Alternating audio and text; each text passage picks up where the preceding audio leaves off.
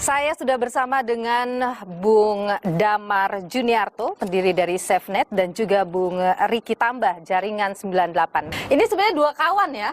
Iya, kami kawan lama. Dua kawan yang mengambil posisi berbeda kali ini. Ya. Tapi saya ingin ke Bung Damar dulu, bicara soal petisi, meminta Menkominfo mundur. Ya. Apa urgensinya dia harus mundur? Sebetulnya mundurnya itu sebagai call to action terakhir ya, yang dimintakan oleh masyarakat. Yang paling pertama adalah bentuk pertanggungjawaban. Kita tahu bahwa Menkominfo adalah orang yang berkuasa, dalam hal ini adalah menguasai pada sektor keamanan. Dan karena dia gagal, maka kita minta permintaan maaf yang pertama-tama, lalu yang kedua kejelasan nasib dari data para warga yang tertahan atau disandra ya. Dan yang ketiga, kalau memang tidak bisa menjalankan tugasnya, kita dorong untuk mundur. Kalau sekarang petisi itu ditandatangani sudah berapa banyak? Sampai pagi ini sudah lebih dari 24.000. Dan itu memang yang pertama diminta adalah meminta maaf dulu, dan itu belum dilihat sampai sekarang? Belum. Oke, tapi apakah dengan kesalahan atau ketidakmampuannya dalam mengelola yang kasus PDN ini, itu sudah pada tahap dia harus mengundurkan diri? Ya, ini kan ada satu proses yang sudah dipantau cukup panjang oleh teman-teman SafeNet. Nah, dalam pantauan kita dari tahun 2022 sampai 2024 itu sudah terjadi kebocoran 113 kali. Kepada siapa kita mintakan pertanggungjawaban? Tentu ke masing-masing pengelola data. Tapi pengelola data itu tidak cukup karena pengelola data ini kan semua di bawah dari pengelolaan data besar yang dikelola data nasional di bawah Kominfo. SafeNet merasa ini sudah fatal begitu? Ini sudah pada titik yang paling rendah menurut saya ya. Oke. Kalau Bung Ricky ini menyatakan, saya membaca Anda menyebut bahwa maju terus Menkominfo dengan melihat kesalahan fatal yang terjadi saat ini terkait dengan data pribadi masyarakat. Anda merasa masih layak Pak Menteri ada di sana? Ya, yang pertama standing point-nya kan Jaringan 98 itu melihat bahwa problematika digitalisasi, finansialisasi di Indonesia itu kan kian kompleks. Jadi harus jujur diakui bahwa memang bangsa Indonesia ini sejak era 90 kemudian 2000-an serbuan arus informasi digital itu gagap. Jadi memang kebocoran data itu nggak pernah pusing karena data kita tiap hari juga setiap kita mendaftar aplikasi, memakai gadget dan lain-lain sebagainya itu data itu juga memang sudah kesebar kemana-mana. Artinya tidak menjadi concern kekhawatiran. Cuman yang menjadi kepedulian saya adalah kok kenapa misalnya ketika Pak Menteri Menkominfo yang baru ini, Pak Budi Ari Setiadi mulai membenahi, terjadi serangan balik. Nah, kita usut dari Jaringan 98 kita coba mapping, ternyata memang ada serangan balik dari bandar-bandar judi online dan pinjol ilegal. Tuh. Oh, jadi Anda merasa serangan peretasan pada PDN itu serangan balik? Iya. Dari upaya memberantas judi online? Tak ada asap tanpa ada api. Tak ada reaksi kalau misalnya nggak ada aksinya. Tapi kan itu bukan alasan juga Bung Ricky, dengan Pak Menteri kemudian tidak bisa mengantisipasi ini, ya kita harus akui Pak Menteri salah juga kan? Ya kalau misalnya persoalan salah tidak salah kan nggak bisa juga tiap hari misalnya kita ngomong ini salah, mundur. Masa mau tiap hari kita seperti itu? Artinya, Pak Menteri nggak minta maaf loh sama masyarakat. Bahkan artinya gini loh, yang harus kita pahami dari pemerintah, yang harus kita pahami dari masyarakat itu adalah ketika ada problem jangan saling menyalahkan, tapi bagaimana mencari solusi. Bahwa memang misalnya Budi Ari Setiadi misalnya belum bisa maksimal ya karena baru setahun. Baru setahun kok kita sudah melemparkan semua kesalahan pada Budi Ari? Saya tidak menggunakan kata menyalahkan ya dari tadi ya. Ini adalah bentuk tanggung jawab. Kalau dia tidak bisa menjalankan tanggung jawabnya, maka dia harus mundur. Nah, dalam konteks ini tanggung jawab dia dalam melindungi data pribadi. Nah, itu yang kita soroti. Kalau dia gagal, dan dalam hal ini kita setuju bahwa dia gagal, maka dia harus mundur karena kegagalan tersebut. Dan saya mau mengingatkan gini loh, Bung Ricky Tambah ya, bahwa kita tahu bahwa orang ketika dia berkuasa, pada dia juga melekat tanggung jawabnya. Jadi kekuasaan itu kan sepaket dengan tanggung jawabnya. Kalau dia hanya cuma mau berkuasa aja, tentu semua orang berlomba-lomba untuk berkuasa. Tapi yang kita inginkan adalah ketika dia berkuasa, dia bertanggung jawab pada tugas-tugasnya. Tugas dia apa aja? Salah satunya adalah judi online. Itu pasti dia harus atasi karena itu masalah bangsa ya. Lalu yang kedua, dia harus benahi juga soal penyiaran. Dia harus benahi juga tentang regulasi undang-undang internet. Dia harus benahi juga tentang AI. Dia harus benahi juga yang lain. Jadi jangan kemudian kita mengatakan bahwa kegagalan ini dalam perlindungan data pribadi ditutupi seolah-olah kita sedang melawan orang yang sedang melawan judi online. Tidak, kita satu gerbong kalau melawan judi online. Tetapi tanggung jawab terhadap perlindungan data pribadi itu memang ada di pundak dari Menkominfo. Oke, Bung Riki, tanggapan Anda? Ya sah aja kalau misalnya orang nuntut mundur, kan di sisi yang lain juga ada petisi sudah lebih dari 25.000 juga.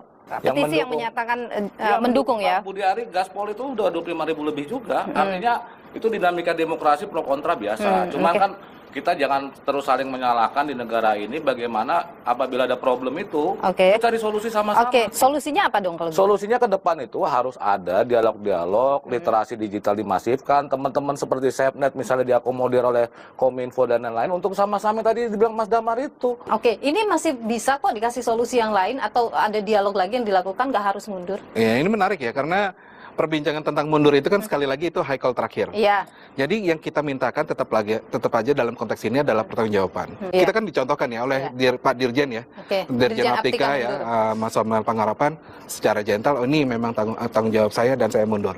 Sebenarnya kita harapkan seperti itu. Anda merasa Pak Menteri ini masih bisa punya kesempatan ya? Saya rasa untuk tahap ini yang terbaik untuk Pak Menteri adalah memang mundur. Apa pembelaan Anda? Coba didengar dulu, Bung. Misalnya Budi Ari Setiadi tidak ada program-program terobosan-terobosan di kementerian, ini kan jelas langkah-langkahnya kok. Bisa dicek. Bung Riki Tabasu, saya yakin. Saya sedih itu adalah kenapa framingnya ini ada ibaratnya ya, maling nyolong motor kita. Nah terus kemudian, lo kenapa nggak dikuji ganda dan sebagainya, kan harusnya malingnya dikejar. Anda merasa Pak Menteri ini masih bisa punya kesempatan ya? Saya rasa untuk tahap ini yang terbaik untuk Pak Menteri adalah memang mundur. Nah, ini saya punya alasan. Coba didengar dulu, Bung. Misalnya Budi Ari Setiadi tidak ada program-program terobosan-terobosan di kementerian, ini kan jelas langkah-langkahnya kok. Bisa dicek. Bung Riki Tabasu, saya yakin. Saya sedih itu adalah kenapa framingnya ini ada ibaratnya ya, maling nyolong motor kita. Nah terus kemudian misalnya dia lapor polisi, polisi nyalahinnya misalnya, lo kenapa nggak dikuji ganda dan sebagainya, kan harusnya malingnya dikejar. Nah hackernya ini yang salah, bahwa memang solusinya itu harus misalnya ada pembenahan dan iya. Saya yakin Pak Budi Ari Setiadi dan jajarannya pasti mengakui kok, pengen ada perubahan, pengen ada perbaikan, saya yakin. Cuman framingnya ini nggak benar juga. Analogi yang kurang pas gitu ya, karena ini kan perlindungan data pribadi agak berbeda sama orang kemalingan. Nah, ini bukan kemalingan. Jadi ransomware itu hanya bisa terjadi kalau ada faktor manusia. Yang hackernya udah dikejar, polisi harus gerak cepat ditangkap. Hackernya harus ditangkap. Tapi ini ada faktor manusianya. Maksudnya ibaratnya ini biar adil juga. Maksudnya biar teman-teman ibaratnya ini kuncinya tuh juga ditinggalkan di pintunya. Ini kita lalai gitu loh, Bung Riki. Tapi walaupun lalai, misalnya ada kecelakaan lalu itu kan tetap pelakunya harus ditangkap dong. Iya, tapi yang lalai itu harus tetap kita harus adil bahwa misalnya Menkominfo ada kelemahan ya. Tapi ini kan ada maling juga.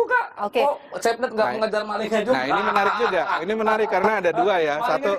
Satu kita akui bahwa ada malingnya ya kan, hackernya. Nah, yang kedua ada orang yang kemudian harusnya bertanggung jawab. Kalau menurut saya gini ya, ini mumpung ada Mbak Nilo nih kan presenter paling top sekarang nih, semoga dilihat KPK dan Mabes Polri ya, Kejaksaan Agung. Ini cepet nih audit nih. PDNS dan proyek-proyek Kominfo ini diaudit. Jadi bukan cuma sekedar minta maaf, kalau sekedar minta maaf itu gampang. Tapi yang susah adalah bagaimana membenahi borok-borok carut-marut dunia digital kita. Nah, salah satu dimulai dari audit itu. Gimana yang sederhana aja nggak bisa dilakukan, apalagi yang susah. Ada KPK, Mabes Polri, Kejaksaan Agung nonton Mas ini. Tapi pertanyaan saya begini, Bung Riki, ini fair saja. Itu secara hukum tentu kita harus lakukan audit. Apa yang salah di sini? Kenapa sampai tidak ada backup dan lain sebagainya? Itu audit berjalan. Tapi hal sederhananya adalah sambil itu jalan minta maaf kan nggak susah gitu loh, yang kan masyarakat tuh maunya begitu. Pak Budi Ari melakukan langkah-langkah banyak setelah ada 20 Juni sampai 24 kemarin ada peretasan itu. Tapi kenapa sih minta maaf itu susah sekali? Pak Semi mana minta maaf tuh? Bukan Pak Semi, Pak Semi bukan Pak Menteri. Sama aja. Enggak sama dong. Padahal Pak Menteri posisinya di atas Pak Semi loh. Ya, nanti kalau itu saya sampein Pak Budi Ari coba. Jadi begini, sekarang situasinya sudah seperti ini ya, Bung Damar ya. Tentu kita tidak ingin ini berlarut-larut memperdebatkan soal soal siapa yang salah di sini dan sebagainya, tetapi kita masih bisakah memberikan kesempatan lagi kepada pemerintah untuk memperbaiki situasi ini di tengah kita sudah punya banyak sekali kasus peretasan dan juga kebocoran data di Indonesia. Jadi ini problemnya, moga-moga Bung Riki juga setuju, persoalannya integritas, trust terhadap pemerintah, gitu, dari masyarakat untuk menitipkan data dia untuk disimpan. Nah, ini harus dipulihkan dengan segera. Karena apa? Hanya negara yang mampu melakukan itu. Saya rasa pengelolaan ini ke depan harus dipikirkan mencari orang yang tepat. Bukan hanya orang yang tahu tentang situasi politik atau suasana di dalam kementerian ya. Tetapi memang yang betul-betul tahu nih ke depan, karena kita akan menjadi bangsa besar. Dan transformasi digital ini adalah salah satu kunci untuk kita bisa lepas dari persoalan problem-problem misalnya kemiskinan dan lain sebagainya. Maka carilah orang yang punya visi yang baik dan kompeten. Oke. Jujur saja, Menkominfo Budi Ari kompeten atau tidak? Pak Budi Ari masih perlu belajar lebih banyak. Sangat jauh dari yang diharapkan.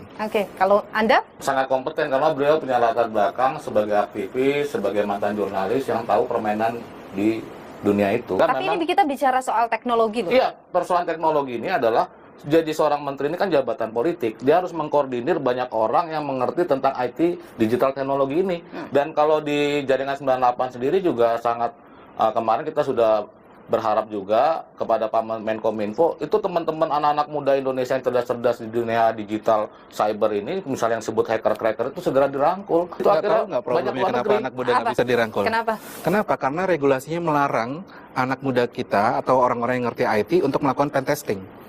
Pen testing itu upaya untuk mengecek apakah keamanan siber kita udah kuat atau belum.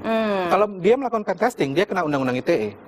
Jadi ini kita memang perlu orang yang perlu melek ya dengan situasi dan mengubah regulasi itu sehingga mengakomodir keterlibatan banyak pihak. Anda sependapat ya sama itu? Kalau soal itu sependapat, jadi tidak ada perbedaan pandangan. Misalnya dengan SafeNet kalau soal ke depan, artinya memang bahwa masih banyak kelemahan di dunia digital kita, iya. Cuma kan harus kita benahin bareng-bareng. Dan Pak Budi Ari Setiadi nggak bisa sendirian. Bahwa misalnya Menteri Kominfo yang sekarang ini misalnya masih harus banyak melakukan terobosan-terobosan, iya. Tapi ayo kita bantu, karena ini bukan cuma persoalan misalnya suka tidak suka dengan Budi Ari Setiadi, bukan cuma persoalan kementerian, tapi ini adalah persoalan nasib masa depan bangsa yang dimana nanti akan sangat terpengaruh terhadap kemajuan dunia digital dan teknologi. Gitu. Dan ini bisa dilakukan dengan mulai minta maaf. Mas Menteri Budi Ari Setiadi, ditunggu permintaan maafnya. Terima kasih Bung Damar Juniarto dan juga Bung Riki Tambah sudah berbagi pandangan ini. Sehat selalu.